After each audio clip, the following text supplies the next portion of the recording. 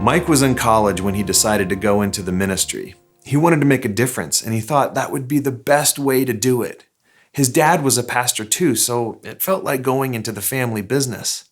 But Mike's ministry was anything but business as usual. He had what a lot of people thought were some pretty radical ideas. Take love. Mike wanted to teach people that love isn't something you feel, it's something you do. It meant loving people who didn't love you back, even people who hated you. And like all of us these days, Mike didn't have to look far to see examples of hate, racism, injustice, anger, division. They were all over the news.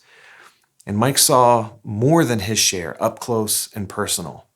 Again, like most of us, he knew people who felt it's justified to return hate for hate and violence for violence. But Mike knew better. He knew all that would do is promote more evil and make the dark darker. So that motivated some other radical themes in his teaching: forgiveness and understanding. Now, Mike wasn't just a doormat, laying down and letting people walk on him. He called out sin for what it was and took plenty of heat for it. He stood up for what he believed, but what he believed was first and foremost what the Bible taught. Things like love your enemies and pray for those who persecute you and overcome evil by doing good. So yes, he protested, but not like many people are protesting these days. He wasn't about lifting up some people by putting other people down. His goal wasn't to shift power from one racial group to another. He dreamed of a world where distinctions like race didn't matter.